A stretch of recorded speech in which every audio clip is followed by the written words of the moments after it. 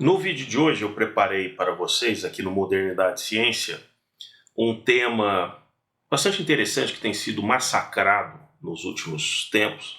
E uma das coisas que eu faço é, sempre que eu começo a ver um determinado tema, que ele é repetido em certos veículos com uma certa frequência, e certos atores aparecem falando, eu começo a guardar esse material e fazer uma comparação. Então, para aquele que está chegando agora aqui no Modernidade e Ciência, eu sou o Paulo Bittencourt, sempre fazendo uma análise que procura desmistificar, seja os conceitos da modernidade, seja a questão da ciência que nos envolve, né?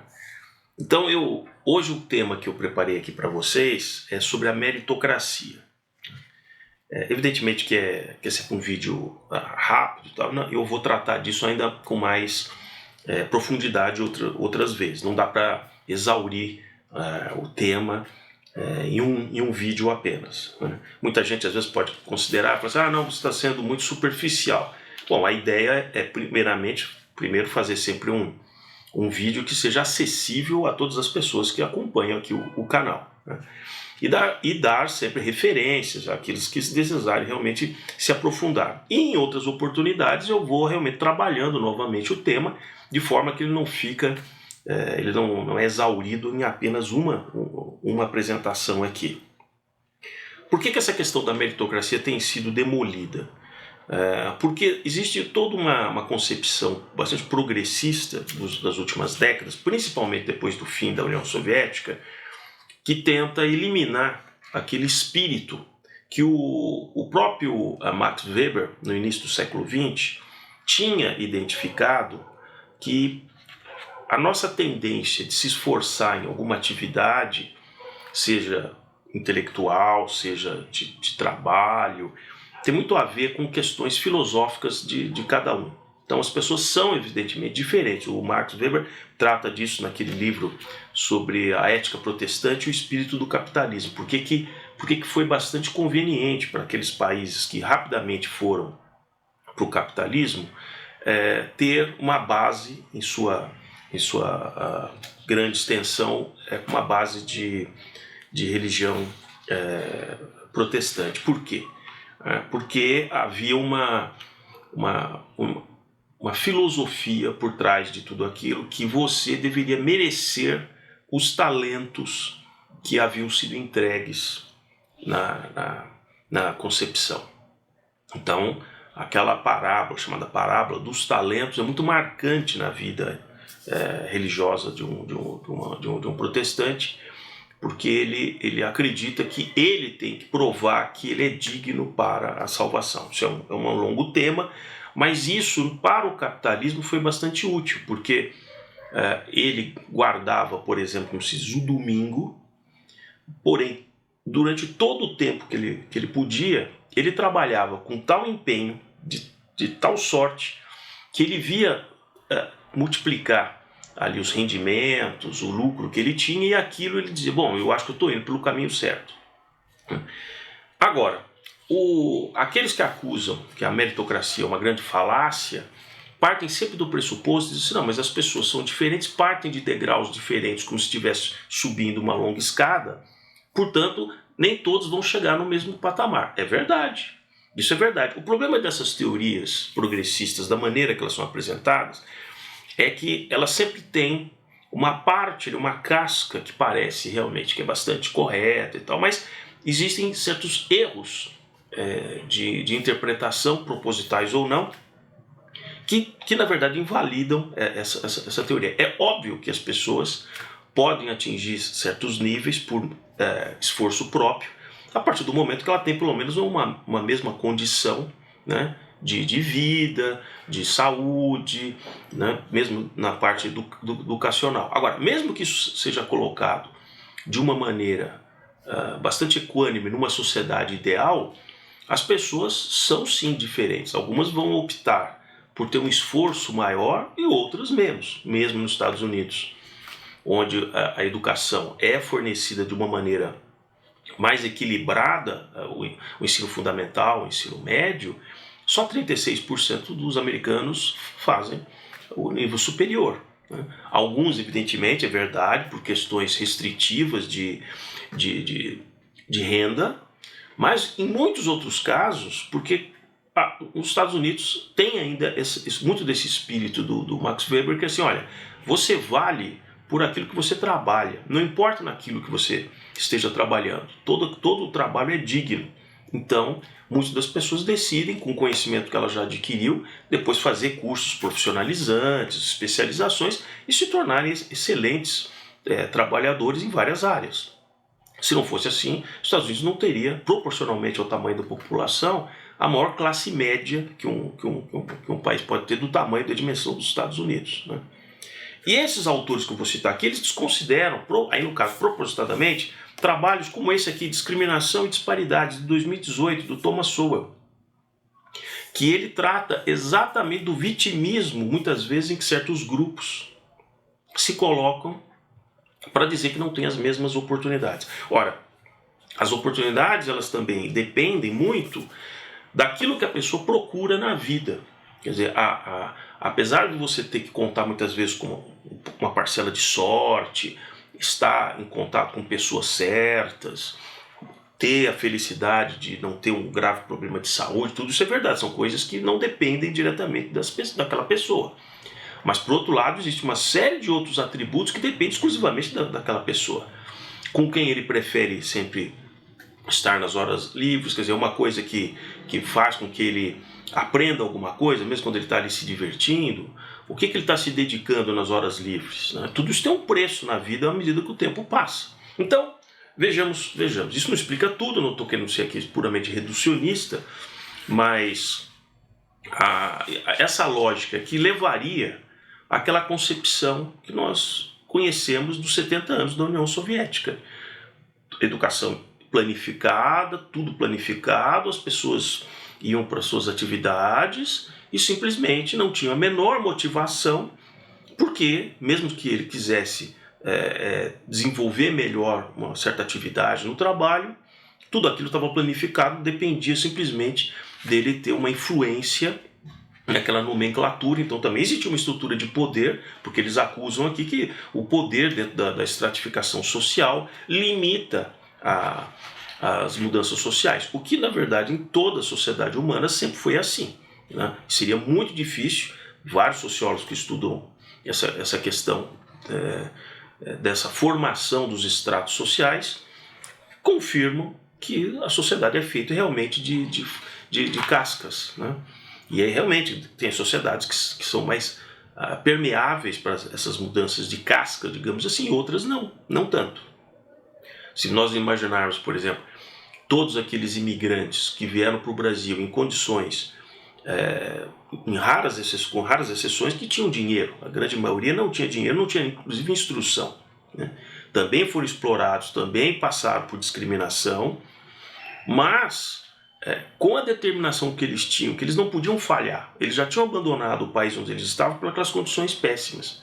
Então eles se agarraram às atividades no qual eles se desempenharam aqui no Brasil, e nós vemos em vários exemplos dessas comunidades que prosperaram muito. Prosperaram ainda em vida ali, ou seja, muitos deles perceberam essa melhoria em vida? Não, muitos deles não.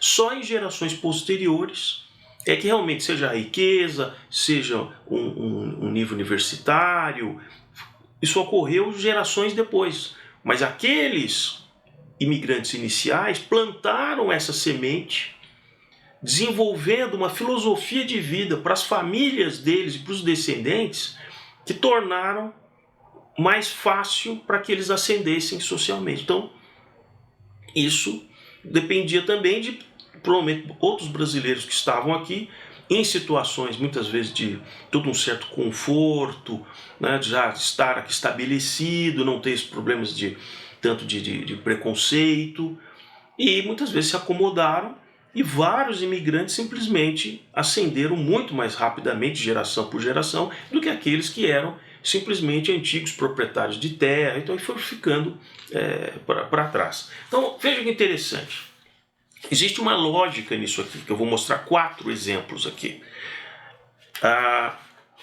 Essa lógica significa o seguinte: um escreve para o outro e vai reverberando a ideia de um livro, de uma entrevista para o outro. E isso vai fazendo com que muitas pessoas que não têm tempo, não têm interesse em se aprofundar, em comprar esses livros e ver esses trabalhos, eles passam simplesmente a lembrar que, olha, eu já ouvi isso, olha que interessante, eu já ouvi. Então, ao se demonizar a meritocracia, depois de um tempo, qual que é o objetivo dessas pessoas que estão aqui? O objetivo delas é que isso entre no senso comum e que as pessoas nem queiram discutir o que é realmente do que se está falando de meritocracia. Fica parecendo que a comunidade científica já tem um consenso total sobre isso. Então, eu começo aqui essa lista em abril de 2020. Em abril de 2020, num dos cadernos do Jornal lá do Estado de São Paulo, numa entrevista, né, quando ainda tinha um desses celebridades que ficavam entrevistando, né, pessoas assim, então essa personalidade entrevista o Michael Sandel. O Michael Sandel, da Universidade de Harvard, e o título da matéria é Precisamos repensar nossa sociedade para reconstruir um senso de solidariedade. Solidariedade. Por trás dessa história toda, sempre vai aparecer que o cara que tenta prosperar, tenta se esforçar mais do que o outro, por decisão própria, ele é um egoísta. Essa é a ideia que está por trás, né? Por isso que na União Soviética era chamado, não, você tem que ser o homem soviético, ou a mulher soviética. Temos um modelo aqui, não tente sair do modelo. Então é mais ou menos o que isso prega. Então, nessa matéria, o autor, o Michael Sandel, está, em abril de 2020, falando do novo livro dele. Então, um novo livro que, em português, se chama A Tirania do Mérito. A tirania do mérito, mostrando que essas pessoas que vão prosperando mais, a partir daquele degrau, vão deixando para trás outras pessoas que não tiveram as mesmas oportunidades. Então ele já caracteriza isso aqui, ó. E é sempre aquela coisa vaga, né? Assim, estudos mostram que se você nasce em uma família pobre, para atingir a média da classe média, são necessários 9 gerações. Então, são números assim que saem, não, porque tem um estudo que diz que se o cara for pobre, ele só vai atingir a média da classe média em 9 gerações. 9 gerações? A própria constatação que eu comentei com vocês de vários imigrantes que chegaram aqui no começo do século XX não revela isso. Muitos deles estavam bem acima da classe média em 3 gerações, na terceira geração, né? Isso não quer dizer que não existe uma série de pessoas que, por uma série de restrições de renda, de oportunidade, saúde pública e tal, realmente fique limitado, né, a uma situação. Eu não estou negando isso, né? Mas o que está por trás de uma matéria como essa e desse livro da Tirania do Mérito é que, faça o que você fizer, você estará sempre sendo injusto com alguém, porque você de alguma maneira conseguiu um meio para conseguir, né, para prosperar. Ainda que essa sua melhoria tenha vindo plantada de uma geração anterior, que de repente aquela outra pessoa ainda não teve essa possibilidade. Talvez ela tenha passando para a geração seguinte, mas ter uma ingenuidade aqui, de que todo mundo larga na pista, vamos dizer assim, com os mesmos motores, o conhecimento técnico, e vão chegar até o final, não, sinto muito, mas isso nunca aconteceu na sociedade humana, não vai ser porque o progressista acha, né, que vive sempre num mundo ideal, que isso vai acontecer. Bom, isso aqui foi abril de 2020, e eu já guardei no baú, falei, bom, isso aqui tá me achando estranho, esse tipo de tema aparecer dessa maneira. Bom, quando foi em dezembro de 2020, já no outro jornal, no Valor Econômico, me aparece o Paul Collier sendo entrevistado. Por quê? Porque ele estava lançando um livro, O Futuro do Capitalismo. E também, de cara, dizendo que o futuro do capitalismo passa para termos que as sociedades têm uma capacidade maior de se unir em torno de propósitos comuns. Diz que A ganância é um conceito eticamente indefensável, afirma o Collier. Bom, é claro que se você pegar pelos absurdos, sempre você vai encontrar um cara avarento, um cara ambicioso, um cara ganancioso, mas isso são os maus exemplos, não é a média das pessoas que por mérito ascendem e conquistam alguma coisa. Isso não faz deles, todos eles, gananciosos. Então isso é um sofisma, por isso que eu digo para vocês, que no meio de uma ideia que parece, estou entendendo, as pessoas deveriam ser mais colaborativas e tal, mas há um sofisma. Ele tenta transformar como se todos fossem gananciosos por adotar um conceito de meritocracia. Agora, qual que é a surpresa aqui? Num certo momento da matéria, o autor aqui, o tal do Collier, ele cita, falou assim, olha, outro exemplo do que eu estou falando é o livro do filósofo Michael Sandel. O Collier é de Oxford, da Universidade de Oxford, na Inglaterra. O Michael Sandel de Harvard. Mas é claro que eles se conversam. Então, o que acontece? O livro do Sandel era do começo do ano, começo de 2020. Tanto é que essa matéria era de abril. Quando chega em dezembro, quem é que está lançando o livro? O Collier. E aí, o que ele diz? Olha aqui, ó.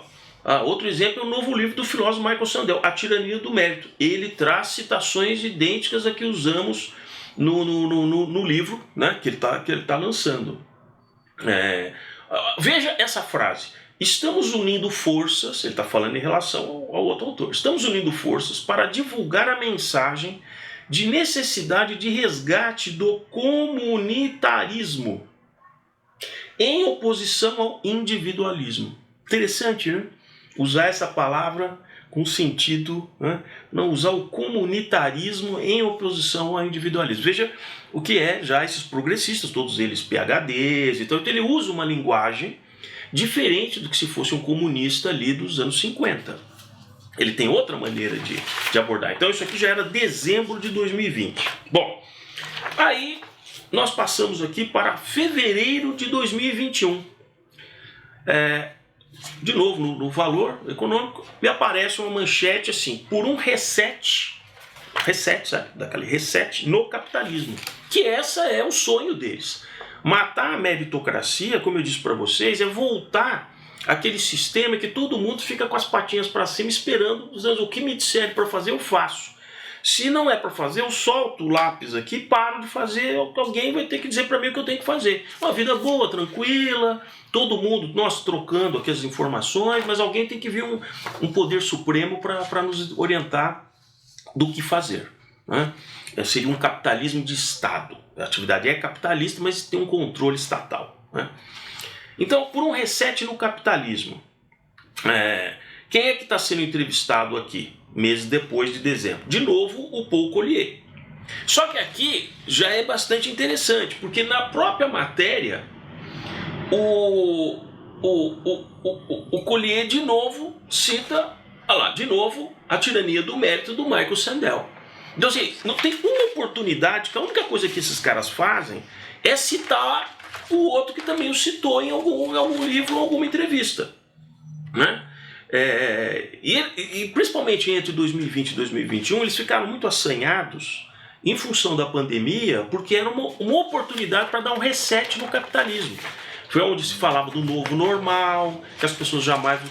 que a crise tinha sido criada pela ambição das pessoas, pelo desmatamento, por uma série de coisas. Então é bem interessante. Essa aqui é a terceira matéria de fevereiro de 2021. E aí, a quarta matéria, agora de novembro de 2021, que me aparece aqui o Daniel Markovits. Esse é da Universidade de Yale. Qual que é o título da manchete? Nessa aqui, que é também do valor. A meritocracia pode acentuar desigualdade, diz pesquisador britânico. Isso é uma coisa super recorrente hoje no jornalismo, né? Ele faz uma citação assim de coisa e depois uma vírgula diz o especialista tal, né? Porque aí dá aquele estofo, né? Dá aquela coisa assim. Muito bem. O que o tal do Markovits coisa, que é o professor lá da Escola de Direito da Universidade de Yale? Por quê? Eles estavam lançando também um livro. Vocês vejam que essa questão do lançamento do livro Existe toda uma assessoria de imprensa para essas pessoas ligadas às editoras deles, né? Seja as nacionais, seja de fora, porque esses livros estão sendo traduzidos aqui, né, para o português, e que eles aqui procuram esses meios de comunicação para vender o peixe deles. Né? Então a gente tem que estar atento, porque essas coisas são recorrentes, um citando o outro. E aí, o que o Marco Witz, qual é o autor do quê? A Cilada da Meritocracia. Que é um livro que eu estou lançando aqui em novembro de 2021, A Cilada da Meritocracia. Né? E aí tem frases assim, ó, dizendo que por que a meritocracia é o regime social econômico que distribui vantagens como renda e status de acordo com as realizações do indivíduo. Repetindo, olha só. A meritocracia é o regime social e econômico que distribui vantagens. Como assim vantagens? Como renda e status.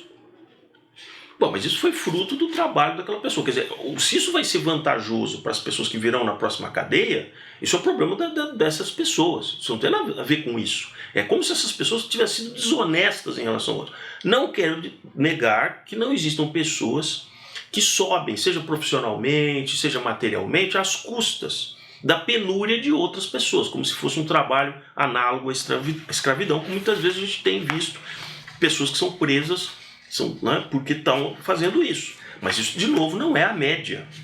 Isso são exceções. Então, aqui quando diz a meritocracia é o regime social e econômico que distribui vantagens como renda e status de acordo com as realizações do indivíduo. Isso produziria igualdade de oportunidades se todos tivessem a mesma chance de realizar as coisas que desejam. Ora, só que também existem uma série de pessoas que têm as condições, mas não desejam. Isso ele não cita aqui. Então, de novo, você está colocando num nicho de pessoas que, infelizmente, é verdade, não têm aquelas condições. Mas existe uma grande maioria de pessoas que, por uma decisão pessoal, não quer se empenhar tanto, não quer porque o esforço é muito grande, porque é difícil, porque num dia está chovendo, porque num dia está com frio, porque você muitas vezes tem que ter 2 empregos, porque muitas vezes você tem que se deslocar de um lugar para o outro e tal, né? Numa distância muito grande. Então muitas vezes é melhor ficar na zona de conforto. Não, eu estou aqui, está tudo bem, tal, que é o que a gente chama popularmente da mão para a boca. Não, eu vou ficando aqui, que é um conceito que lá atrás o Monteiro Lobato, sob um certo aspecto, ele passou. Quando ele criou o personagem, por ele conviver em muitos lugares no Vale do Paraíba, que era toda uma região decadente do ponto de vista da agricultura, daquele declínio do café, e que ele caracterizou como Jeca Tatu. Por que ele chamou de Jeca Tatu? Porque era um cara que ficava ali, um trabalho quando aparecia, ficava ali e tal, né, com aquele pito, né, com aquele fumando, não sei o que. Né? Então, é muito interessante que o Marco Witz solta o livro, então, que é A Cilada da Meritocracia. Né?